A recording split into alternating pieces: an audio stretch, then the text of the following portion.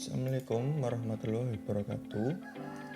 Perkenalkan, kami dari HMJ Perbankan Syariah Fakultas Ekonomi dan Bisnis Islam YN Ponorogo kembali dalam program kajian fakultatif dari Divisi Intelektual tanggal 21 Oktober 2020. Nah, di sini kami menyajikan materi tentang kaidah penulisan makalah yang benar sesuai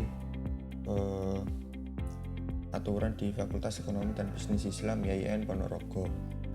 Nah, langsung masuk kita pada materi.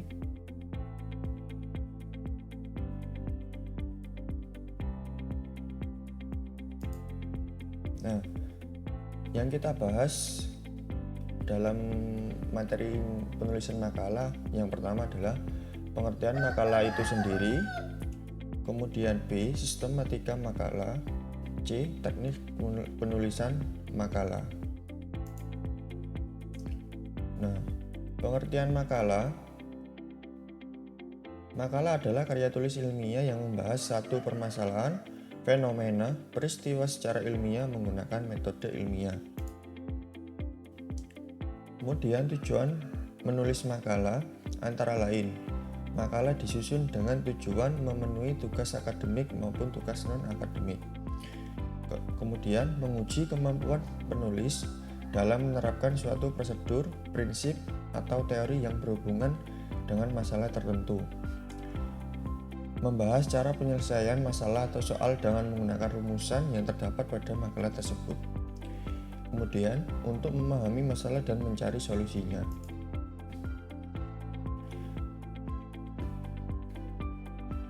Sistematika makalah.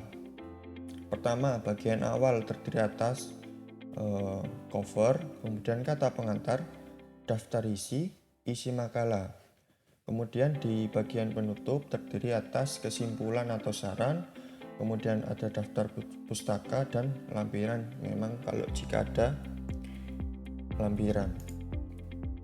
Kemudian cover makalah berisi: pertama adalah judul, kemudian mata kuliah, kemudian logo YIN Ponorogo, kemudian nama penulis, nama dosen pengampu, jurusan, dan tahun penyusunan.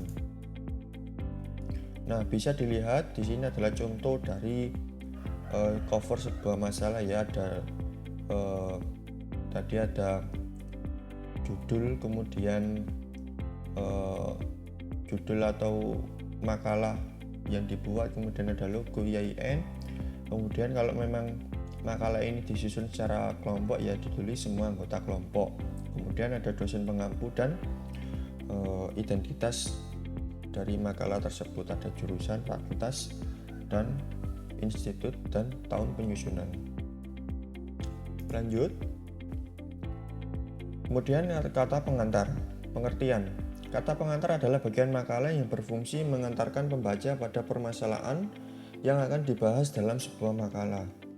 Isi kata pengantar antara lain ungkapan rasa syukur penulis, identitas makalah, judul dan tujuan penulisan yang tercantum dalam lembar judul, penjelasan singkat isi makalah, ucapan terima kasih, harapan penulis, tempat, tanggal, dan identitas penulis.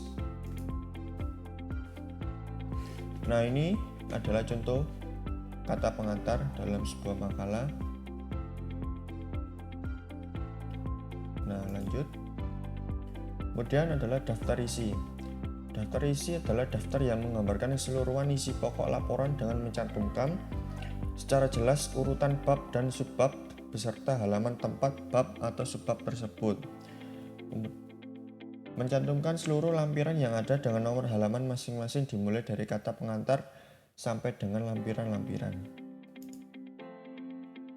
Nah, di sini adalah contoh dari daftar isi yang ada pada makalah.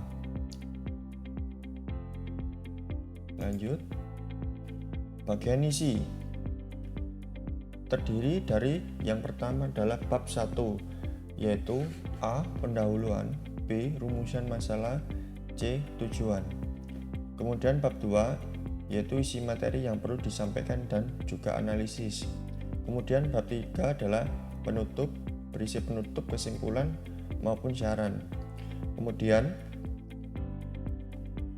setelah bab 3 ada daftar pustaka dan lampiran memang jika ada. Lanjut. Bab 1 pendahuluan, latar belakang. Latar belakang berisi deskripsi tentang fenomena atau informasi yang berhubungan dengan topik latar belakang empiris, hasil telaah pustaka yang relevan dengan penelitian latar belakang teoristis. Lanjut. Rumusan masalah atau ruang lingkup. Masalah dirumuskan dalam bentuk kalimat tanya atau pertanyaan. Tujuan meliputi hal-hal di bawah ini. Yang pertama, tujuan yang ingin dicapai, umum dan khusus atau tujuan ilmiah dan praktis. 2. Ungkapan tentang rencana hasil yang akan diperoleh. Nah, ini adalah contoh dari makalah bab 1.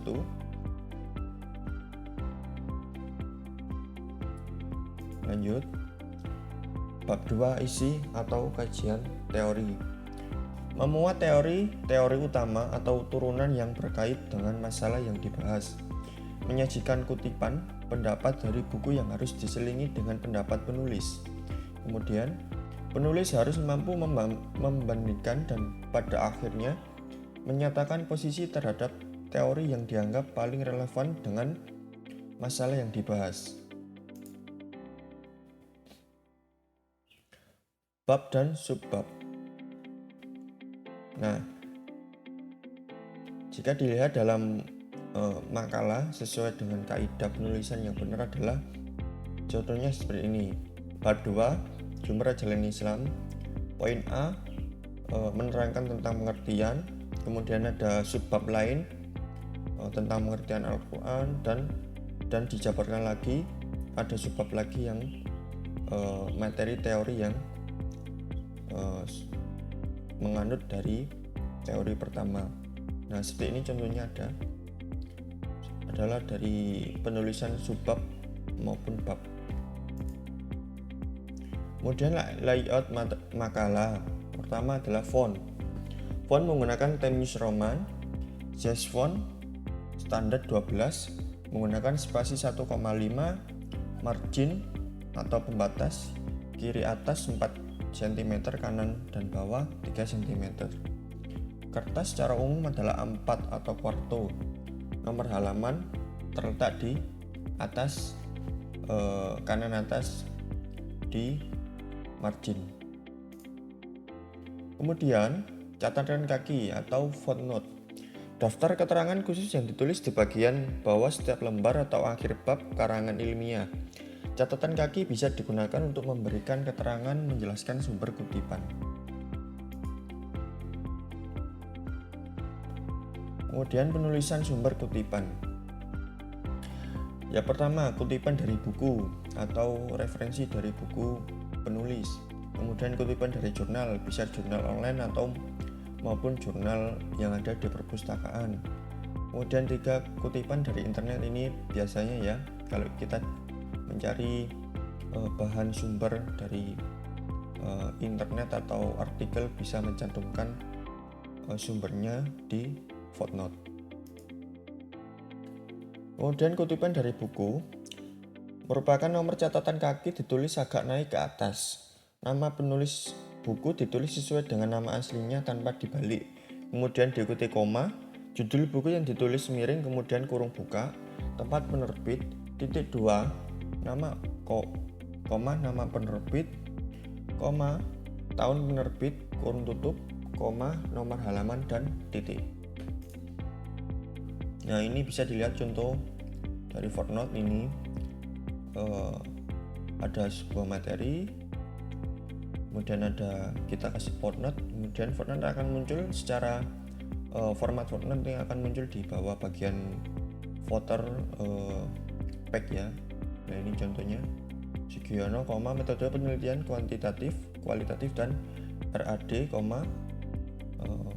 tempat terbit Bandung, titik 2, alfa beta, tahun terbit 2010, halaman berapa,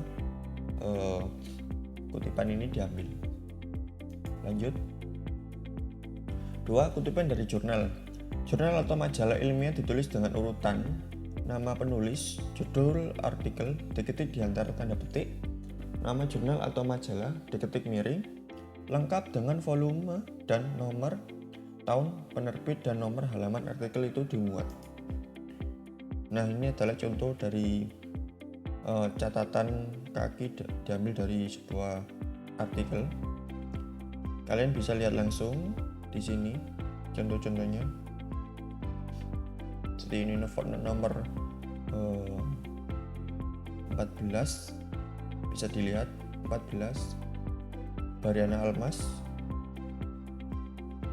petik buka keadilan retribusi perspektif Islam, kemudian petik tutup koma Istiqosoduna titik 2 Jurnal Ekonomi Islam Surabaya titik 2 Universitas Airlangga titik volume 8 nomor 1. Nah, ini tahun terbitnya atau tahun pembuatan 2019 halaman 50. Bacanya seperti itu ya. Lanjut. 3. Kutipan dari internet. Ini yang sering kita muat dalam sebuah makalah maupun karya tulis apapun, kebanyakan diambil dari internet. Nah, pertama adalah langkah-langkahnya menulis nama pengarang atau penulis. Kemudian kedua, menulis judul tulisan yang dikutip. Langkah ketiga, menulis alamat situs atau blog yang dikutip. Langkah keempat, menulis waktu situs atau blog itu diakses. Nah, kalian waktu mengakses itu kapan dan jam berapa itu pasti ada. Kalau kalian mengutip dari internet itu kadang ada blog atau alamat yang otomatis membuat catatan kaki ya. Kalau kita copy paste isi tersebut pasti akan tercantum juga sumbernya. Biasanya ada beberapa blog atau website seperti itu memang. Lanjut. Nah, ini adalah contohnya catatan kaki footnote kalau diambil dari artikel online maupun internet ya. Ini UNESCO titik 2 tanda petik Indonesia Batik. Ini adalah alamat webnya. Nah, diakses tanggal 2 Maret 2011. Kadang ada juga waktunya. Bisa kalau memang perlu. Lanjut. Kemudian bab 3 adalah penutup. Memuat penafsiran atau pemaknaan secara menyeluruh terhadap isi. Simpulan bukanlah rangkuman, melainkan berupa jawaban yang mendasar atas masalah yang diajukan pada bab sebelumnya. Kesimpulan harus sejalan dengan masalah dan tujuan makalah yang ditetapkan. Kemudian saran. Departemen Komunik saran merupakan bentuk tindak lanjut dari penulis makalah atas temuan yang telah dibahas sebelumnya. Saran harus selalu berhubungan dengan isi makalah. Saran dapat ditujukan bagi para pembuat kebijakan, pengguna makalah, atau kepada penulis makalah selanjutnya. Nah, ini adalah contoh dari isi bab 3 dalam makalah. Ada kesimpulan, kemudian ada saran. Lanjut. Nah, daftar pustaka. Daftar yang memuat beragam sumber informasi, buku, jurnal, internet, majalah, surat kabar, makalah sebelumnya, skripsi, tesis, dan lain sebagainya yang diunggahkan dalam membuat makalah. Jadi daftar pustaka adalah isi dari referensi maupun bahan-bahan yang ada dalam makalah ya. Seperti kalian ambil apa saja bahan-bahannya entah dari internet, entah dari jurnal maupun buku-buku referensi. Nah, penulis maupun identitas dari materi tersebut kalian masukkan dalam daftar pustaka. Ini wajib ya. Biasanya banyak dosen yang juga memberikan ketentuan, misalnya minimal 4 buku referensi atau 5 atau 2, itu tergantung setiap dosen masing-masing. Nanti bisa dilihat di daftar pustaka itu berapa saja sumber-sumber referensinya. Bisa dikatakan seperti itu. Dan lanjut. Secara umum, daftar pustaka ditulis dengan pola urutan alfabetis dimulai dari huruf A. Kedua, sumber dalam bentuk buku yang nama pengarangnya lebih dari 2 suku kata, susunannya adalah nama penulis dibalik ya, nama penulisnya. Ada nama paling akhir atau last name didahulukan. Kemudian koma, nama awal dan tengah kalau ada, titik, judul, titik, tempat penerbit, titik 2, nama penerbit, koma, tahun penerbitan, kemudian titik. Ketiga, jika sebuah sumber tertulis dari satu baris, maka baris kedua dan seterusnya ditulis masuk 4 ketukan dari margin kiri dengan spasi tunggal. Sedangkan antara satu sumber dengan sumber yang lain ditulis dengan spasi ganda. Nah, kita langsung ke contohnya daftar pustaka. Nah, ini kalau dibaca adalah ini pengarangnya Agustina, tahun 2007 dengan judul Klausa Relatif dalam Bahasa Indonesia, sebuah fenomena kontroversial. Nah, dalam linguistik Indonesia tahun ke-25 nomor 2 halaman 77 sampai 81. Nah, ini adalah contoh jika dalam satu referensi sumber referensi adalah penulisnya banyak. Biasanya didahulukan penulis paling awal. Ini penulis paling awal, kemudian penulis kedua, penulis ketiga, dan seterusnya. Ini tidak ditulis ya. Tapi dengan penulisan DKK ini artinya adalah dan kawan-kawan. Jadi bacanya adalah Alwi, Hasan, dan kawan-kawan 2003. Tata Bahasa Buku Bahasa Indonesia Jakarta Balai Pustaka. Ini terbitnya di Jakarta, penerbitnya Balai Pustaka. Nah, seperti itu ya. Contohnya seperti ini. Lanjut. Kemudian lampiran. Lampiran berisi sebuah dokumen yang digunakan dalam penyusunan makalah dan hasilnya merupakan satu kesatuan dari makalah yang disusun. Setiap lampiran berisi nomor urut dan judul lampiran sesuai urutan penggunanya. Lampiran harus disusun sejalan dengan urutan fungsinya dalam makalah. Nah, biasanya lampiran adalah isinya adalah tentang sumber atau data penelitian kalian. Misalnya kalau memang data penelitian kalian atau dalam makalah kalian ada suatu observasi maupun istilahnya kan minta tanggapan audiens atau orang, kalian kan mesti membuat jurnal tanya jawab ya, atau deskripsi dari job desk masing-masing kelompok, tugasnya apa. Itu biasanya dosen meminta itu masuk di lampiran. Misalnya ini kalian ada suatu materi yang memang harus melakukan observasi, kan kalian punya datanya atau hasil data dari observasi itu masuk nanti dijabarkan dalam lampiran. Itu datanya apa saja dimasukkan di lampiran. Kemudian ada job desk atau setiap kelompok itu jobnya apa saja, melakukan apa saja, ini masuk di lampiran. Biasanya seperti itu. Tergantung dosennya itu berbeda-beda memang. Ada yang meminta ini atau minta A, B, itu beda-beda. Seperti itu. Nah, oke, terima kasih untuk materi tentang kaidah penulisan makalah yang sesuai ya di Febi YIN Ponorogo. Nah, untuk lebih jelasnya kalian nanti bisa kok, biasanya itu dikasih file atau format penulisan karya tulis di Febi sendiri, itu ada bentuknya PDF. Kalian bisa minta dosen maupun cutting ya, kalau memang perlu dipelajari atau masih belum paham, kalian bisa minta file materi di kami maupun Bapak Ibu dosen. Seperti itu ya. Kami akhiri materi hari ini,